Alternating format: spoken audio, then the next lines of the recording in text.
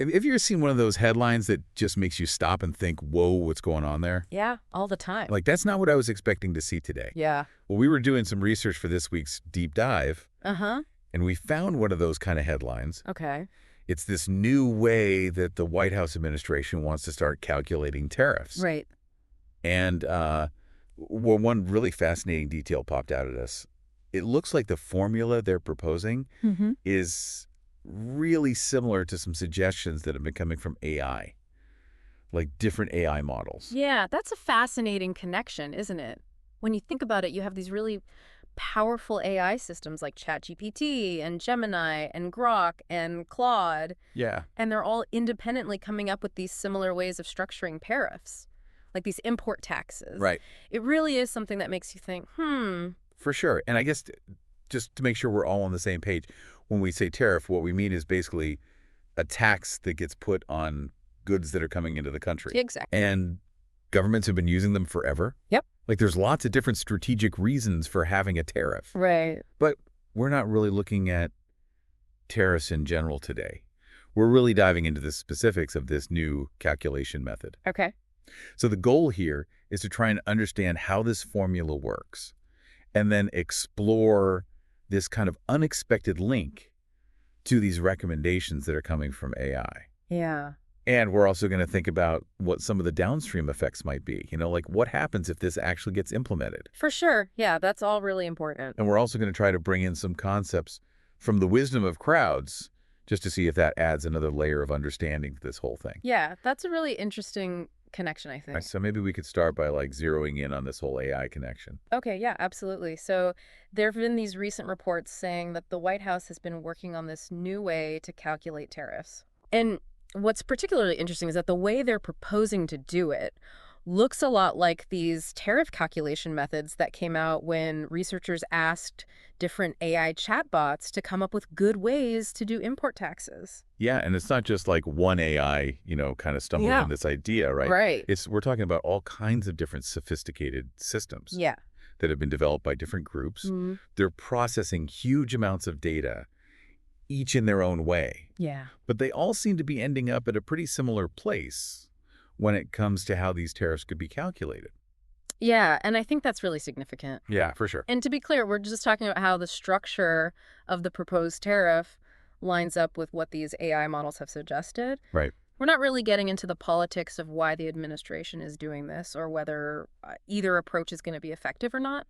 It's more about this really unexpected connection between human policymaking and artificial intelligence. Yeah, that's what we're trying to explore. So when we talk about a new tariff calculation, I mean, what makes it different from the way that tariffs have been calculated in the past? Yeah. Like even in just like really broad strokes. What are some of the things that could be changing here? Yeah, that's a great question. And unfortunately, the information that's out there right now doesn't really give a detailed breakdown of the specific formula that they're proposing. Okay. But we can maybe figure out some possibilities just based on how tariffs are usually structured. Okay. And by thinking about the kinds of things that AI might focus on when it's trying to optimize something. Okay. So traditionally, tariffs might be a fixed percentage of how much the import is worth. Right. Or they might be a specific dollar amount for every unit that comes in. Yeah. But what makes this new proposal interesting, especially when we're thinking about the AI suggestions, is that it might be more dynamic. Okay. Or have more facets to it than the old way of doing things. So like dynamic meaning like it changes over time based on different things? Yeah, exactly. Yeah. Yeah, some of the reports are saying that the proposed calculation could potentially use real-time data on things like global supply chains. Oh, man. How much stuff is being produced domestically. Okay. Even the trade practices of specific countries. Oh. And that kind of responsiveness is something that AI is really good at. Right. Because it can process so much data so quickly. Right. So it could definitely identify that as a potentially better or more targeted way to do tariffs. Yeah, that makes sense. So instead of just having like one static rate, Yeah. it could be something that's adjusting all the time based Right. on whatever's happening in the economy. Yeah, exactly. Yeah. Now, thinking back to the wisdom of crowds, we talked about how you can get surprisingly accurate outcomes if you take a bunch of independent judgments and put them all together. Yeah. So I'm wondering if that idea connects it all to the fact that all these AI models seem to be coming up with similar tariff calculations. Yeah, that is a fascinating angle. Yeah. So in the traditional sense, when we talk about the wisdom of crowds, Hmm. you have a lot of different people and they each have their own little piece of information or Right. their own slightly different way of looking at things. Yeah. And they all contribute to a kind of collective intelligence. Like, Oh. those things where people try to predict what's going to happen in the market? Yeah. Or even just something simple, like a group of people guessing how many jelly beans are in a jar. Hmm. A lot of times the average guess is surprisingly accurate. Yeah, it is. Yeah. It's the power of aggregation. Right, exactly. So how does that connect to these AI systems? Yeah. Well, in this case, instead of having a crowd of people, you've got multiple AI models. Right. And each one of them has been trained on tons of data about economics and trade. Yeah. And probably all kinds of different economic theories and models. Okay. And then they're given the task of figuring out the optimal way to structure tariffs. The fact that they all came up with similar suggestions on their own could be seen as a kind of aggregated intelligence, Oh. like a bunch of analytical processes coming together to solve a really complicated problem. So it's almost like each AI Uh, is like a really informed individual in this kind of digital crowd. yeah, you could think of it that way, but it's important to remember that there are some big differences. Okay. When you have a crowd of people, you get all these different perspectives and biases, Right. and even some irrationality. Sure. And that can lead to some surprisingly accurate results. Right. But it can also lead to some big collective errors. Yeah, for sure. But with AI, it all works based on algorithms and the data that it's trained on. Okay. So its independence comes from the fact that it was developed and trained separately from the other AI models. Right. But they're all probably working with very similar underlying principles of economics, and they all have access to pretty much the same data. Yeah, that's a really good point. So they're not independent in the same way that individual humans are. Yeah. Exactly. Yeah. But it's still really interesting that they all converged on similar ideas. Absolutely, yeah. So given that we don't know the details of this new tariff calculation, what are some general things that you could imagine both human policymakers and AI models thinking about when they're designing how a tariff should work?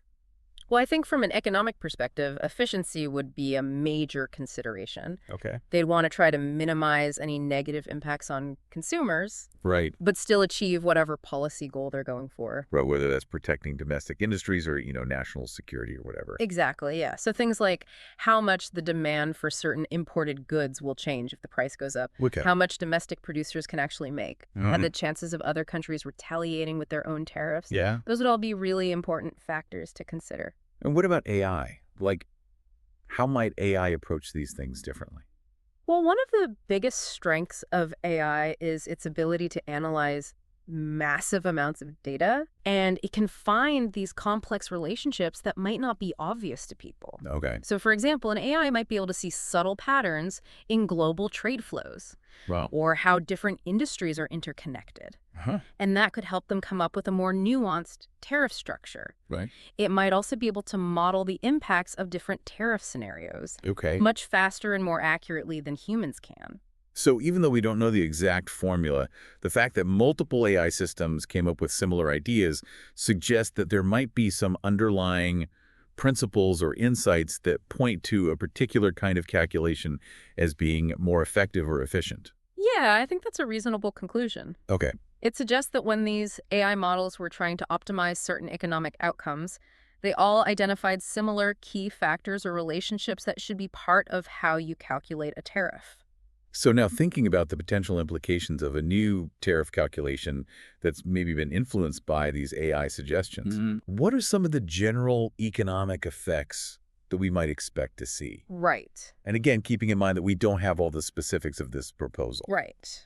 but just generally. Yeah, well, generally speaking, anytime you change tariff policy, it can have ripple effects throughout the economy. Okay. For consumers, the most direct impact is usually on the prices of imported goods.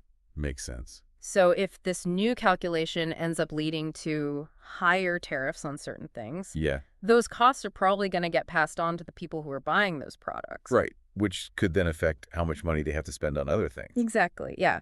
And then for domestic industries, the goal of tariffs is usually to give them a competitive advantage Right. because it makes imports more expensive. Right. but that can also protect less efficient domestic producers from competition, Oh, right. Okay. which could actually hurt innovation in the long run. Interesting. Yeah.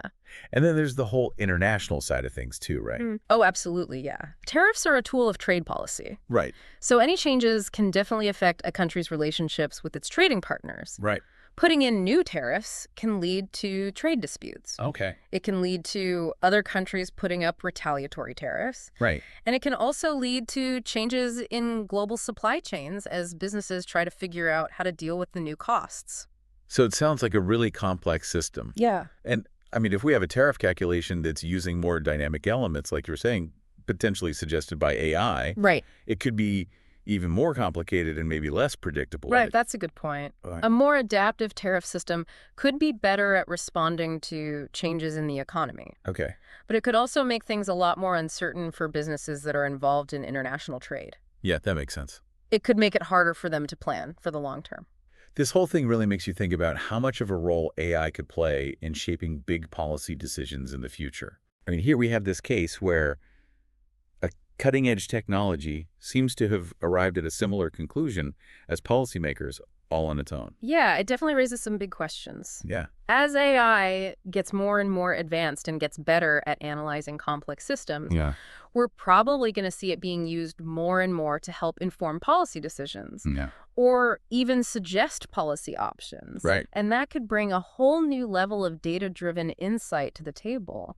But it also brings us back to that question of wisdom. Mm-hmm. Can we really say that what these algorithms are producing is the same as the collective wisdom of a diverse group of people? Yeah, that's the big question, isn't it? Yeah. AI can process huge amounts of information Right. and find patterns incredibly efficiently. Yeah. But it doesn't have that nuanced understanding of human behavior and societal values and all the unintended consequences that can happen that a broader, more diverse human perspective can offer. Right. So the wisdom of AI comes from data and algorithms, while the wisdom of crowds comes from combining all these diverse, sometimes imperfect, human judgments. Right.